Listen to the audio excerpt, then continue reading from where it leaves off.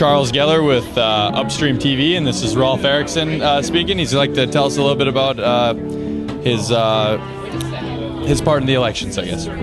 I was an alternate Republican National Convention. I was one of 33 elected alternates, and there were 33 elected delegates as representing Ron Paul. It was really quite an experience. I had my eyes opened up to party politics and how the party can be controlled from the top down and change rules and not allow certain things to happen. But it was very interesting. And so you were definitely one of the Ron Paul camp. Yes, I'm a Ron Paul supporter. And I was an alternate. I did get to sit on the floor a couple times. We got to cheer a lot. I think one of the most important things to do is to get involved locally. And I won't say to build your resume, but to get involved locally, get a name for yourself so you can actually be one of the decision makers at the higher levels. Because if you get a national committee that really wants to do something, they can do it. And so I'd say just get involved, your city council, your watershed district, your park district, anything you can do. Get yourself a name and be active. Very cool. Thank you so much. You're welcome. Thank you.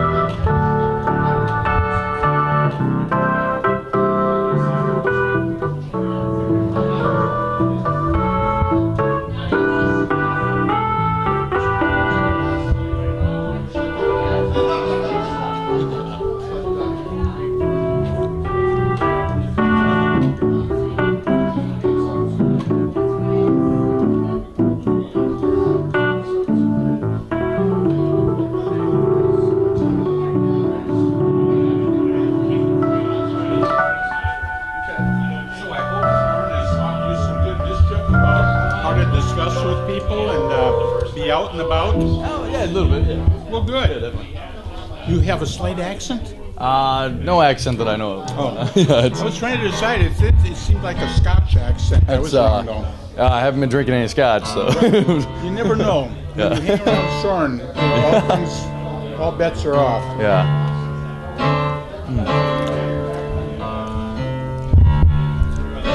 So we're at the DLFL candidate meeting.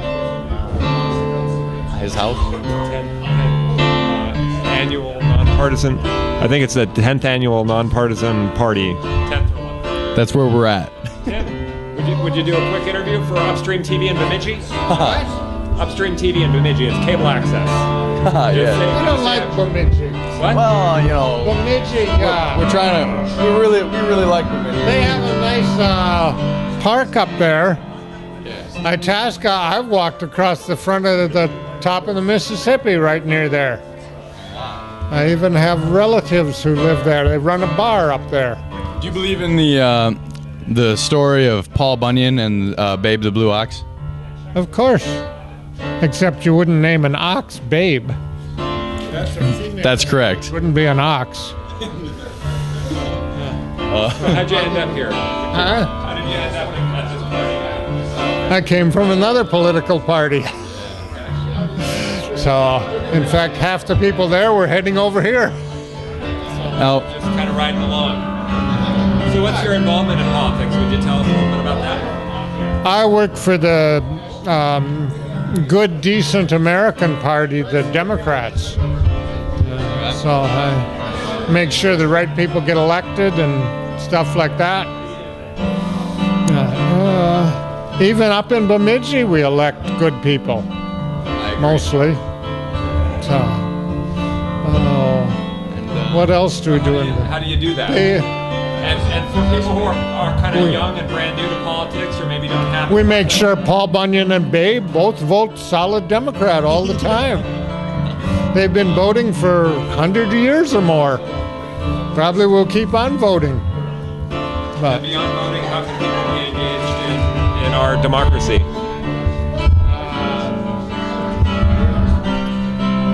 well, besides voting, you can go out and pick the candidates you like and work to get them elected. Do everything, phone people or go knock on doors or make food for people who are going out and door knocking and stuff. And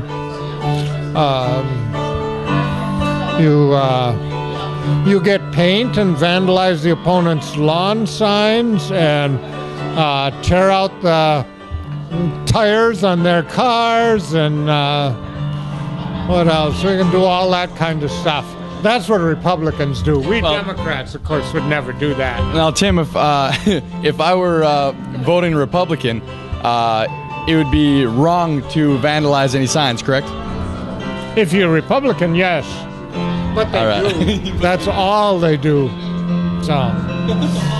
And they even try and vandalize the tombstones where all of our voters live. Knocking over their houses or tombstones and doing things like that.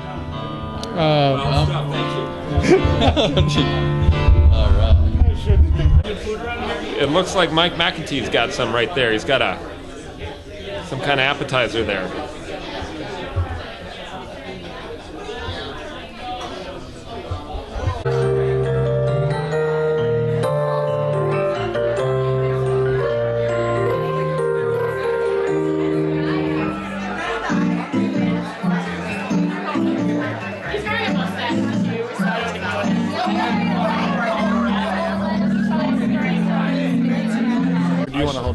You should hold it. Great. Okay. Speed. Okay. All right. My name is Alexis Penny. I'm here at Brian Melendez's house. It's the non-partisan 10th annual non-partisan event that he has. It's a celebration. I've only been to maybe like 2 or 3 of these things, and Brian always throws a hell of a shindig. So that's personally why I'm here. And plus, he invites me, so I got the invitation. So I figure why not. In addition to, I guess, democracy, in terms of what I see as here in America, I mean, obviously we have a republic, a democratic republic, but I think in terms of like freedom of speech and what we can do to encourage transparency and our elected officials actually going to us rather than doing things behind closed doors, I'm always all for that. There's a couple things I take issue with. Citizens United, supposedly people, corporations are people, but I beg to differ. I still think that we could we could do some things to refute that, but at the same time, that is the law of the land currently. And then the second thing that I probably don't like as much is probably, it goes along with Citizens United, but it has to do with the weakening of laws that money and influence and power in our politics. So as far as democracy goes, things that can increase, one, dialogue, conversation, less gridlock, and also just kind of like sincere compromise, genuine compromise, not like I feel like I'm going to hold you to a certain standard and otherwise it's not going to work out for us. No, I think genuine compromise, that's something I'm for as well. So you ended up as a delegate or an alternate to the National Convention? Yes, it was a delegate to the Democratic National Convention, and that was just earlier in September. It was a really great time, one, because I got to see a lot of people that were elected to office and got to see people talking about their platforms and what their ideas were for moving our country forward. But for me, what was really exciting was to see the people that I saw on TV almost every night, usually broadcasters, Gwen Ifill, Mark Shields, just really prolific people that are in the sphere, and even David Brooks. I mean, he's a conservative or a moderate, but I respect that gentleman. He has a lot of good insight. I saw him talking about the Israeli-Palestinian conflict, and I mean, the fact that we're having these conversations is a good thing. Syria is something that needs to be discussed probably too.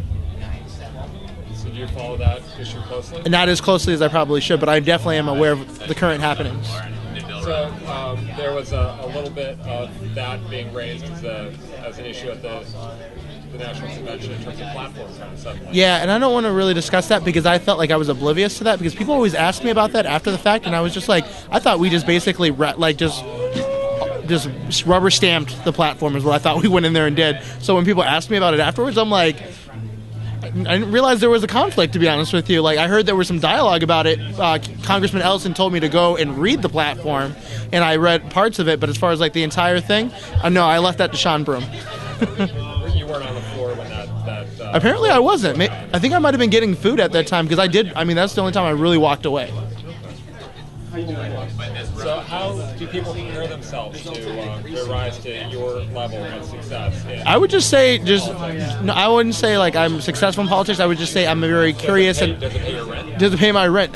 Sometimes it can pay your rent. Other times you're left kind of like twiddling your thumbs, thinking to yourself, what's your next move? But at the same time, you meet really great people, and you have connections, and that network is really what's going to put you through. Is because people that they're in very nice positions, usually they're looking for people, or they know people are looking for people, and you just have to be, again, active and curious is basically the first word that I was going to say, is willing to put yourself out there. Did you study politics or government affairs? I did. No, I did. I mean, I wasn't a political science concentration or major in college, but for me, communications, law, politics, history, sociology, there was a number of things I was just interested in, and so I pursued the things that I knew that I would be good at. So not necessarily, science was great, but as far as math went, not as strong. I'm good at a fundamental basic concept level, but otherwise, calculus was not as strong. Yeah, ballot counter? Can you do calculations? Yeah, no, I've gotten better at that, and that's only because we've been doing it more and more, especially when we had to do it at the CD, the congressional district level, and then at the state level. So I got a little practice. It actually helped me out that it didn't go in my favor the first time, because once I had to do it at the state level, I was much more comfortable, I was ready to go, and I knew what I had to do. So how do people find the rules and start practicing with their friends and neighbors to maneuver in that kind of convention environment? Specifically, I would say talk to people that are older than you that have actually ran as a national delegate and succeeded as being a national delegate, alternate, or just have been in some way, shape, or form to the national convention, because that's just going to prepare you a lot for one, for what you have to do to get there, and two, what you can expect when you actually get there. But I would say basically don't be afraid to put yourself out there, go that extra mile, make phone calls, send out letters if you can afford to. Don't be afraid to fundraise. Fundraising is always going to be helpful, and so, like I said, active and curious. Thank you so much. Thank you so much. Oh, do you know anyone in Bemidji you want to say hi to? Oh yeah, I'd like to say hi to my Uncle Tom. No, You don't have it? no, You don't have it? no. I had to think in Bemidji. I know when we went there, for example, I door knocked in Bemidji, and that was a lot of fun. But What'd you think? so Did you see Paul and Babe? did I say? Did you see Paul and Babe by the waterway? Oh, the yes, I got to see that. The statues I got to see. But to be honest with you, Paul and we're Babe are your only friends in Bemidji at this point? at this point, and then probably like this one gentleman that like came out of his door to tell me that he wasn't interested in what I was selling. But even though I'm not quite selling anything. So you just say hello again to people that you knocked on their doors. Well, I'll just say hello to Paul and Babe and angry people that maybe didn't like me so much. Okay.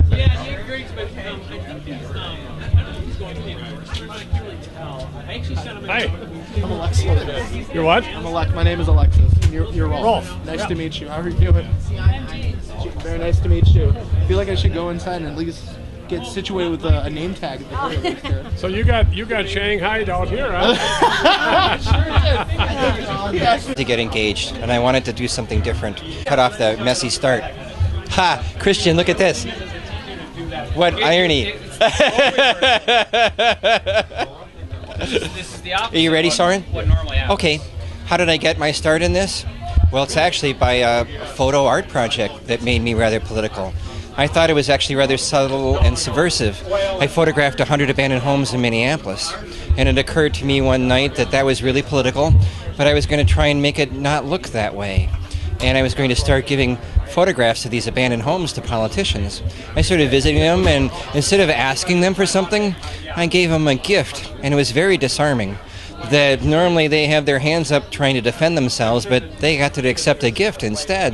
And it started a conversation about this. And now it hangs in the mayor's office, some of these photographs. And we started a conversation that's lasted years. It also sucked me back into journalism. But I think people can get involved by pointing to something in the community that everybody ignores. And it wasn't that hard to contact politicians. And there's seasons of the year, too, especially one we've just had now, the election season, when politicians are anxious to meet you.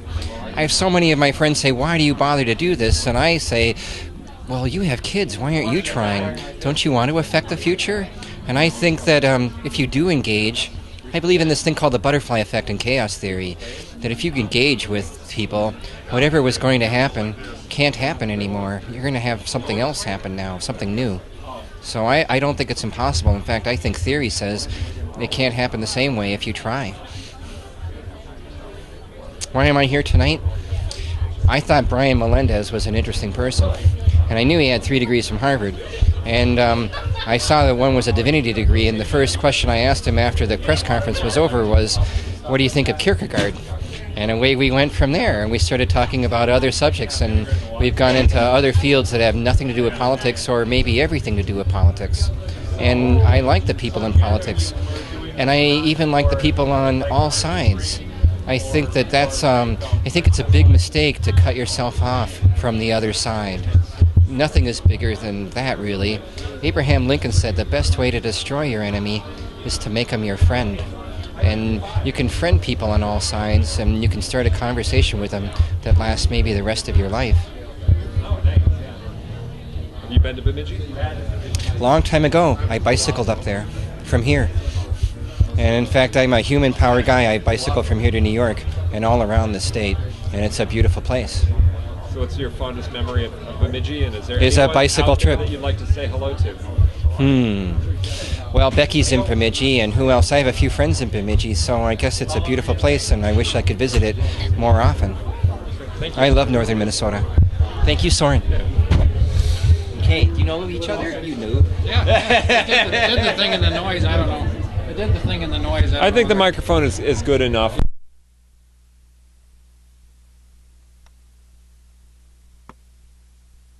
It isn't. You can work on the rest of your Hi, my name is Jules Goldstein. I've been an activist in politics for some time now. I'm active in the DFL, but I first got started back when I was in high school. At that time, I had a social studies assignment that said that I should go to a precinct caucus. Well, that year, caucuses were on different nights for the different parties, and the Republican went first, and so I wanted to get the assignment out of the way. I went to the Republican caucus in 1964. Well, I saw there a number of people talking about how government should work that I basically disagreed with. And I was 16 years old. I had no vote. And wouldn't get one for 5 years, and I felt cut out of the process. I might not have felt that way if I agreed with the people, but I basically did not agree. This was 1964, Barry Goldwater. Well, for that reason, by the time I was in high school, and so with that strange mix of omniscience and ignorance that affects a 16-year-old boy, I decided I was going to change things. So by the time the Democratic caucuses came around 2 weeks later, I had already formed the Minnesota Coalition to Lower the Voting Age. I worked on that through the rest of high school and all through college, and in 1970 we passed a constitutional amendment lowering the voting age. Well, apparently I was not as ignorant as I really was, because it worked, but I've been hooked ever since trying to get people active, because they really can accomplish something if they set their minds to. Think we can lower the voting age again? That's going to be tricky, although Phyllis is still pushing for it. How low is it within the DFL? Can a 16-year-old become meaningfully engaged in the DFL through attending a precinct caucus? Yes, they can do. everything except for things that would affect the national election, because the national party still has the limit of 18, but they can participate. They can even get elected to things, and certainly they can make motions to it and speak at the caucuses. The national party has an 18-year-old limit, and even then, it's how old you're going to be on election day. So you get a 9-month grace period on it before you're old enough. So someone who's young can get involved and become active, and I'm proof that the party listens when you speak, no matter what your age is. Whenever you're ready, just don't move the microphone a lot once you pick a spot and a location for it. Great. Yeah, I'm just here. I know Brian from party functions for the DFL. I'm here because I think that it's a good place to network with people across the political spectrum to talk about issues that concern the state in a situation that is not hostile or too contentious. And it's a good time for people to get together and share places where we agree and figure out a way to move our state forward. So how long have you been doing this? 8 years. Yeah. What's been your most favorite experiences or memories of your 8 years? Probably working for Keith Ellison's campaign, doing some. I'll give you a call. I'm glad you worked on the smoke. Working with Keith Ellison's campaign and seeing the people in the 5th congressional district come together and elect a really progressive representative and the first Muslim in the country. And now that campaigns are over, what are ways that people can stay engaged and keep their electeds honest and on the ball? Join the central committee of your party. Go to the websites, figure out who to contact for issues that you care about. Direct lobbying of legislators, and joining different groups that lobby on issues. Cool. Thanks. Do you know anyone in Bemidji that you want to say hi to? I don't think so. No? Have you been up there? Yeah, I was up there once for an event at the college up there. What do you remember? It was an event with the Native American community for Take Action during the Renew Minnesota campaign. It was a lot of fun. How often do you get to go on trips like that around the state? About once or twice a year, probably. And you managed to spend some time in Wisconsin? Yep. How was that? I was great.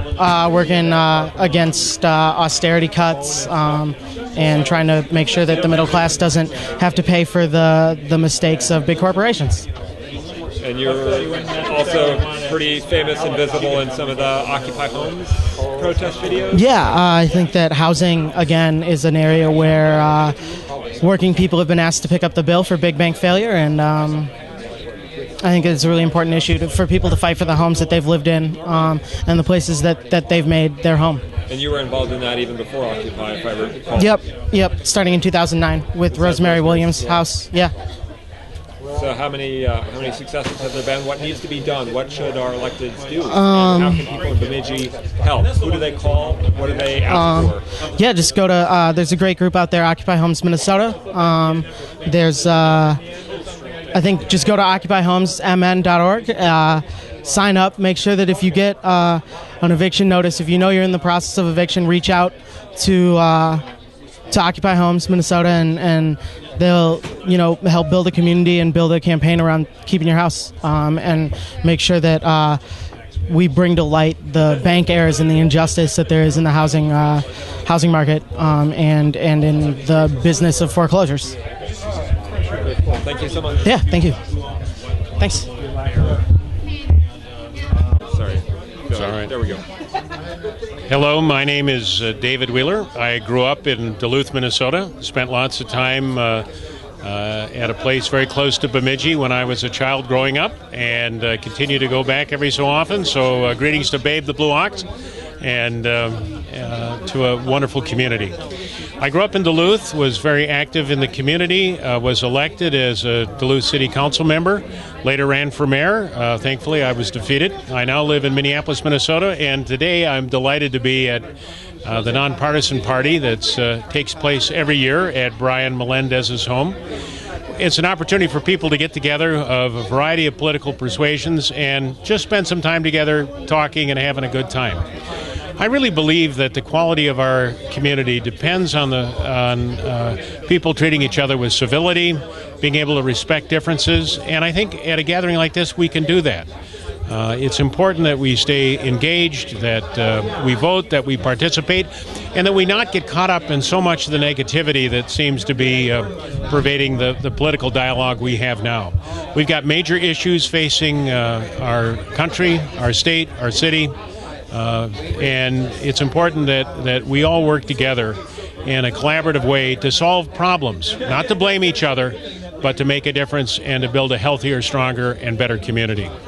Thank you very much. It's good to speak with my friends from Bemidji, and I look forward to getting up next fall. Bye-bye. So what did I say recently? All right.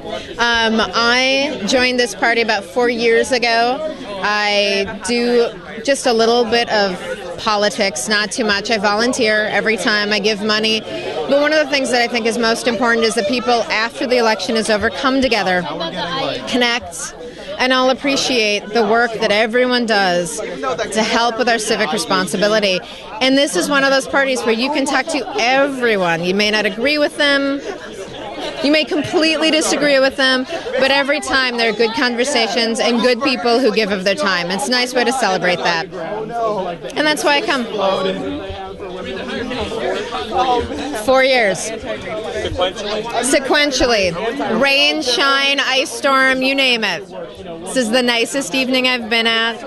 But yes, always good conversations, always good people, and a little bit better will after the evening is over of thinking, all right, we're all in the same boat. I may not agree with them, but...